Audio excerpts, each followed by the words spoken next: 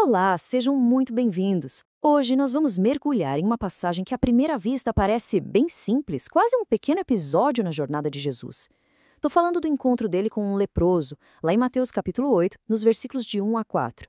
Acontece logo depois do Sermão do Monte, que é, sem dúvida, o corpo de ensinamentos mais denso e revolucionário de Cristo. E essa pequena narrativa de apenas 4 versículos funciona, na verdade, como uma chave de leitura, uma espécie de portal para a gente entender o ministério de Jesus como um todo, pelo menos na visão do evangelista Mateus. E o nosso objetivo aqui vai muito além de uma leitura superficial. A proposta é fazer uma análise cuidadosa, sabe? Mergulhar fundo nas camadas históricas, culturais e, claro, teológicas do texto. A gente vai tentar desvendar o que essa passagem revela sobre quem era Jesus, sobre a identidade messiânica dele, sobre a natureza da sua missão e sobre as implicações, que são bem radicais, do que significa ser um discípulo. E o mais importante, vamos conectar essa história de 2000 anos atrás com a nossa realidade, com os nossos desafios aqui no Brasil de hoje. Vamos juntos nessa? Bom, para guiar essa nossa jornada, eu organizei a análise em 6 partes. Primeiro, a gente vai preparar o terreno, entender o que significava ser um leproso naquela época, o que era esse universo de exclusão total. Depois, vamos analisar em detalhes a oração desse homem, que é uma verdadeira aula sobre fé. Na terceira parte, a gente chega no clímax. O toque de Jesus, um gesto que vira de cabeça para baixo toda a lógica de pureza daquele tempo. A partir daí, vamos investigar como esse ato revela a identidade de Jesus como um Messias servo. Na quinta sessão, vamos explorar a relação, que é bem complexa, de Jesus com a lei de Moisés. E, por fim, vamos tirar as consequências práticas disso tudo, falando sobre o chamado para a gente imitar a Cristo. É um roteiro bem completo, vamos lá. Então, começando pela nossa primeira sessão, Cristo e o excluído. Olha, a posição em que Mateus coloca essa história no evangelho dele é de uma genialidade estratégica. Pensa comigo, nos capítulos 5, 6 e 7, Jesus é um novo Moisés. Ele sobe um monte e proclama a lei do reino. É a autoridade dele em palavras. O que acontece logo em seguida? No capítulo 8, Mateus começa uma série de 10 milagres, mostrando a autoridade de Jesus em obras. E quem é o primeiro a ser alcançado por esse poder todo? Não é um nobre, não é um sacerdote, não é um fariseu. É a figura que no judaísmo daquela época representava o que havia de mais marginalizado e excluído, um leproso. E para a gente sentir o peso, o drama e o impacto teológico dessa cena, é fundamental fazer um exercício.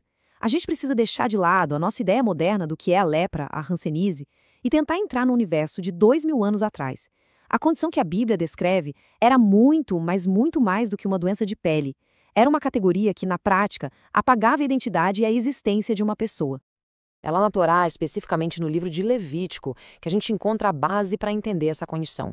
O termo em hebraico é tsaraf.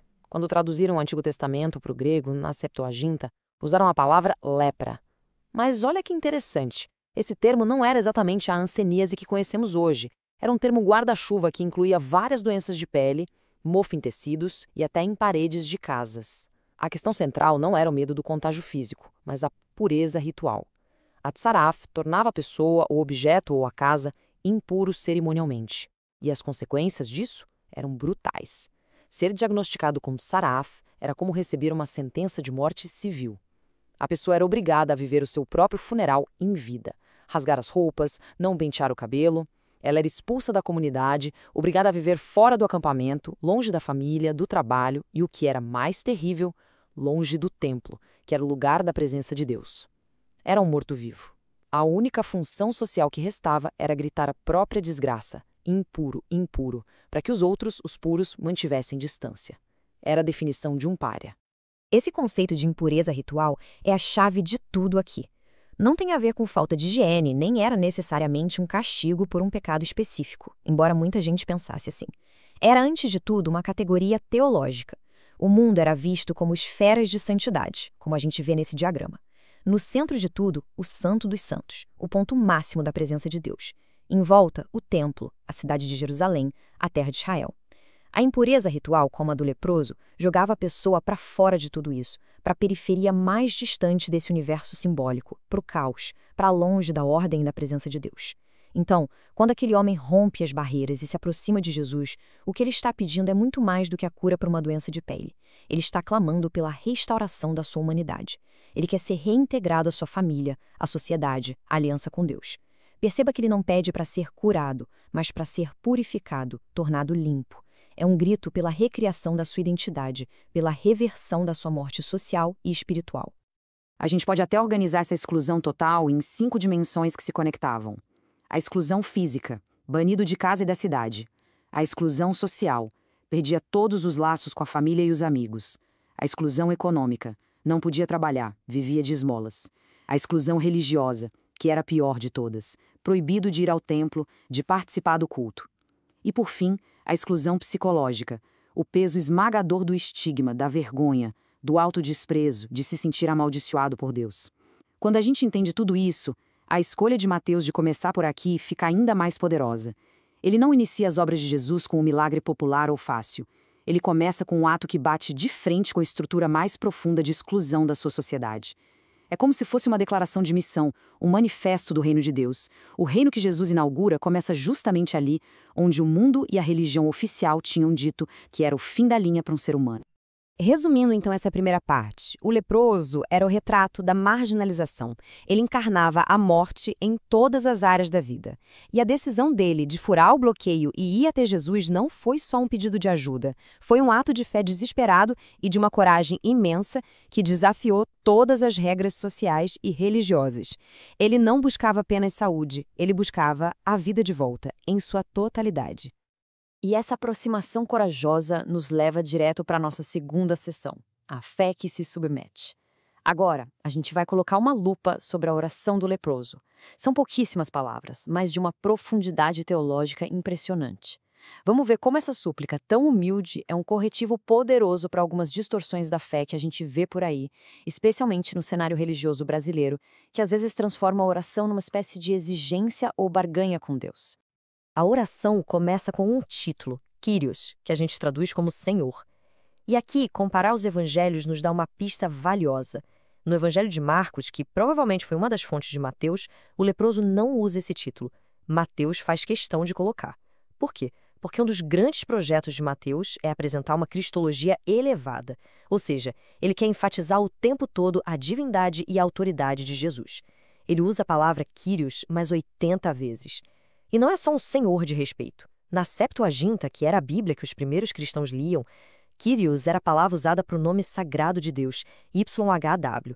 Então, ao chamar Jesus de Kyrios, o leproso, na narrativa de Mateus, está fazendo uma confissão de fé altíssima na autoridade divina de Jesus. E essa confissão com a boca vem junto com uma ação do corpo. Ele se prostrou. O verbo grego é proskinel. Em muitos lugares poderia ser só uma reverência a um rei. Mas, no Evangelho de Mateus, esse verbo é usado de forma consistente para descrever adoração a uma figura divina. É o mesmo verbo usado para os magos que adoram o menino Jesus. E é o verbo que o diabo usa quando pede que Jesus o adore na tentação. Ou seja, a postura do leproso é de adoração. Antes de pedir qualquer coisa, ele reconhece quem Jesus é. Com essa base de adoração estabelecida, vamos olhar para o pedido em si. Se quiseres, podes purificar-me. A frase é teologicamente perfeita. Reparem bem, não existe a menor dúvida sobre a capacidade de Jesus. A fé do leproso no poder dele é total.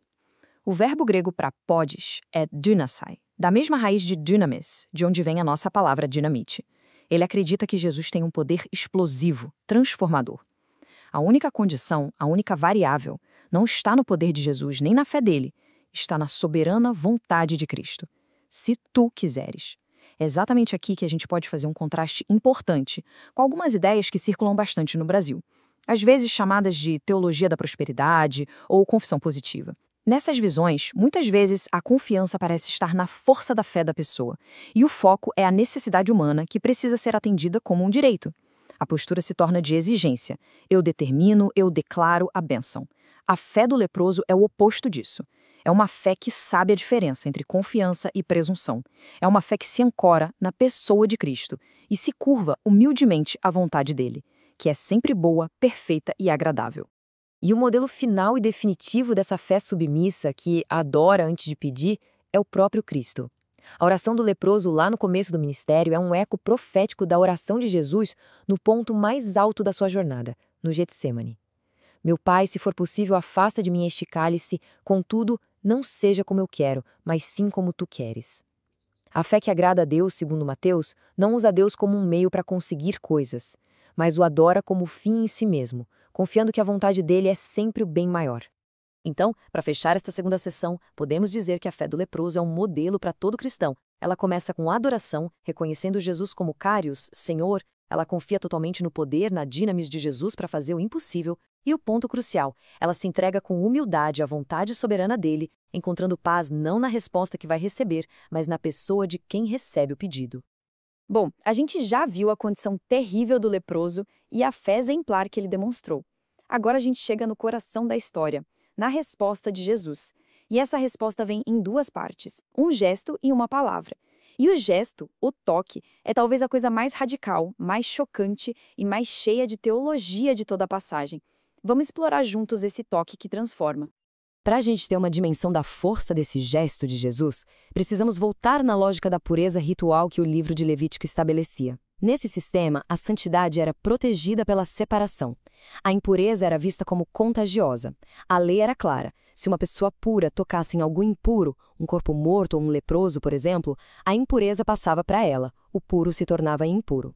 A santidade era algo que precisava ser guardado atrás de barreiras, algo que se perdia com o contato. E é aqui, nesse ponto, que Mateus mostra o milagre dentro do milagre. Jesus podia ter curado o homem só com uma palavra, de longe. Ele vai fazer isso logo depois, com o servo do centurião. Mas ele escolhe, de propósito, estender a mão e tocar o intocável. Pela lógica da lei, naquele momento, Jesus deveria ter se tornado impuro. Mas o que acontece é espantoso, a polaridade se inverte. Jesus não é contaminado pela impureza do homem.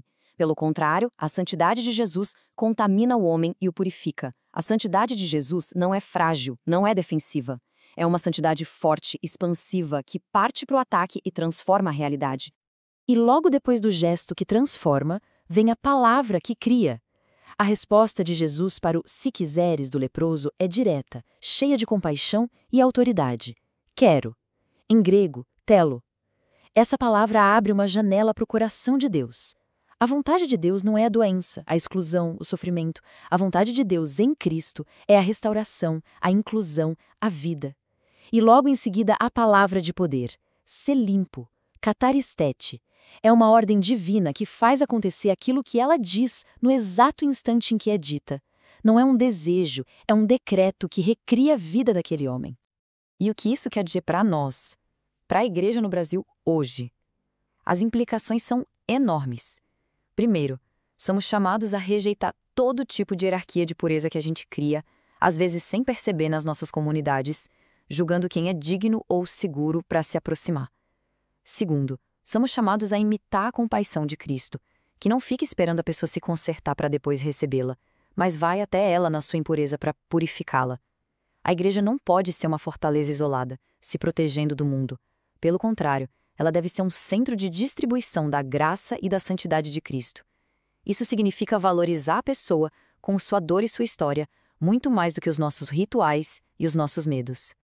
Resumindo essa terceira sessão, então, o toque de Jesus não foi um detalhe, foi um ato teológico revolucionário.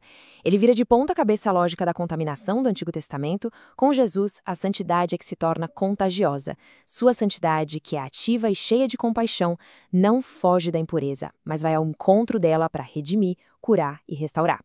E isso revela a união perfeita de compaixão e autoridade que define quem é o Filho de Deus. Esse ato revolucionário do toque nos joga direto na nossa quarta sessão, onde a gente vai aprofundar a identidade de Jesus. Porque para Mateus, os milagres não são só shows de poder ou atos de bondade. Cada milagre é, no fundo, uma revelação de quem é Jesus. É mais uma peça no grande quebra-cabeça que Mateus está montando para responder a pergunta mais importante de todas. Afinal, quem é Jesus? O Evangelho de Mateus é cheio de títulos para Jesus, tentando mostrar as várias facetas de quem ele é. Ele é o filho de Davi, o Messias rei prometido. É o filho do homem, aquela figura celestial que viria para julgar. É o filho de Deus, com uma relação única com o Pai. E como a gente já viu, ele é Senhor, Kyrios, aquele que tem autoridade divina. Mas tem uma identidade que é mais um papel do que um título, que Mateus quer destacar aqui como a chave para a gente entender as curas, a identidade do servo. E a pista para isso, quem dá é o próprio Mateus. No final do capítulo 8, depois de contar essa e outras curas, ele faz um comentário, dizendo que tudo aquilo aconteceu para se cumprir o que o profeta Isaías disse. Ele mesmo tomou as nossas enfermidades e carregou com as nossas doenças. Essa é uma citação de Isaías 53, o famoso Cântico do Servo Sofredor. Ou seja, Mateus está nos entregando a lente pela qual a gente deve ler tudo o que aconteceu. Jesus cura não só porque é poderoso, mas porque ele é o servo que carrega o fardo dos outros. Isso nos leva para a profunda cristologia do servo. A cura do leproso vira uma espécie de peça de teatro, uma parábola em ação, que mostra o que o servo sofredor faria de forma definitiva na cruz. Ao tocar o homem impuro, Jesus simbolicamente toma para si a impureza e a exclusão daquele homem, para poder dar a ele a sua própria pureza. É um resumo da obra da salvação. O toque no leproso é uma prévia da cruz, onde o servo tomaria sobre si a impureza do pecado de toda a humanidade para nos dar a pureza da justiça dele. A conclusão que a gente tira disso é de uma beleza incrível e paradoxal. A autoridade de rei que Jesus tem, Quírios, não pode ser separada da sua missão de servo que se sacrifica. Ele é um rei cujo poder se mostra no serviço. Ele é um senhor cuja majestade se revela na humildade e na compaixão. O trono desse rei, no final das contas, não é de ouro, é de madeira, a cruz. Para resumir a quarta sessão, a cura do leproso é uma janela para a identidade mais profunda de Jesus. Ele é o Messias servo que Isaías profetizou.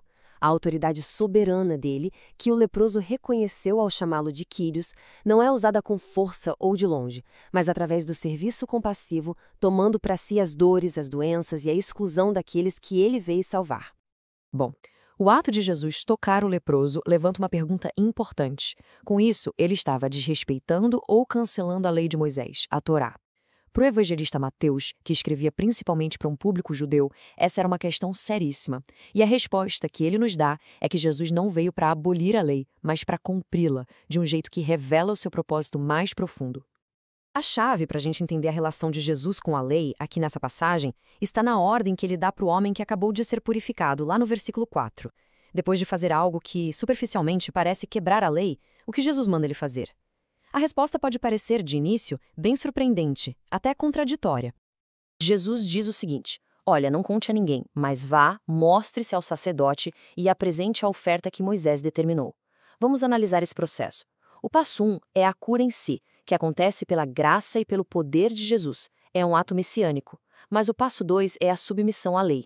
A reintegração oficial do homem na sociedade e na religião tinha que seguir as regras de Levítico 14. Jesus não ignora a lei, ele a honra. Mas por que fazer isso? Qual o propósito final, o passo 3? Jesus explica: para que lhes sirva de testemunho. Testemunho para quem? Para os sacerdotes, as autoridades do templo. Ao seguir o protocolo, o homem curado se tornaria uma prova viva, impossível de negar, da autoridade daquele que o curou. A cura de um leproso era algo tão raro que era considerado um sinal do Messias, algo que só o poder de Deus podia fazer. Ou seja, o cumprimento da lei se tornaria um testemunho contra a falta de fé das autoridades. Esse episódio ilustra um princípio central de Jesus em Mateus, que ele vai dizer com todas as letras mais tarde, citando o profeta Oséias. Vão e aprendam o que significa misericórdia quero, e não sacrifício. Jesus não é contra a lei ou os rituais. Ele é contra um ritual que virou um fim em si mesmo, que se esqueceu do porquê existia. Com sua autoridade, ele coloca a letra da lei de pureza a serviço do espírito da lei, que é a misericórdia, a restauração da vida e do relacionamento com Deus e com as pessoas.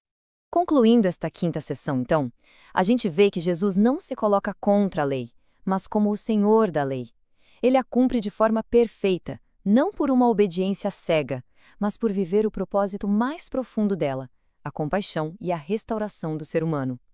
E, de forma genial, ele usa o próprio sistema da lei como um palco para testemunhar sobre sua autoridade única de Messias.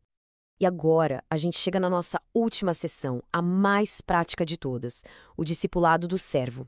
Porque para Mateus, saber quem é Jesus nunca é um fim em si mesmo. Entender o que ele fez não é só um exercício de doutrina. Conhecer a Cristo significa necessariamente ser chamado para seguir e imitar a Ele. Esse princípio é conhecido na teologia como imitatio Christi, a imitação de Cristo. E Mateus deixa isso muito claro. Lá no capítulo 10, quando Jesus envia os 12 discípulos em missão, ele dá uma lista de ordens. E olha que interessante, só no Evangelho de Mateus aparece a ordem específica: curai enfermos, ressuscitai mortos, purificai leprosos. A obra que o Mestre começou precisa ser continuada pelos seus seguidores. A missão de compaixão, de tocar e restaurar os excluídos, agora é delegada à sua igreja. Mas para imitar a Cristo, a gente precisa adotar a lógica dele, que é o contrário da lógica do mundo. O mundo funciona no paradigma da mobilidade ascendente, a busca sem fim por mais poder, mais status, mais reconhecimento. O reino de Deus que a gente vê em Jesus, o Messias servo, funciona pelo paradigma da mobilidade descendente. É o caminho da humildade, do esvaziamento, do serviço. Nesse novo jeito de ver o mundo, a verdadeira grandeza não é medida por quantas pessoas nos servem, mas por quantas pessoas nós servimos. O caminho para cima é o caminho para baixo. E o modelo disso é Cristo, o Rei que lava os pés dos discípulos, o Senhor que se torna servo. Isso é um desafio direto para a nossa cultura e, infelizmente, para algumas tendências dentro do meio religioso brasileiro, que às vezes parecem mais preocupadas com títulos e posições de poder do que com serviço humilde aos pequeninos. E como essa imitação de Cristo vira ação concreta no dia a dia? Primeiro, alcançando a pessoa como um todo. Jesus se importou com o corpo, a alma e o espírito do leproso. A nossa missão também tem que ser assim, integral. Segundo, manifestando um serviço desinteressado, que é movido por amor e não para ganhar algo em troca. Terceiro, com ajuda concreta e busca por justiça. O amor do Evangelho não é só um sentimento. Ele vira pão para quem tem fome, abrigo para quem não tem casa, defesa para quem sofre injustiça. A pergunta que essa passagem nos faz é: quem são os leprosos hoje na sociedade brasileira?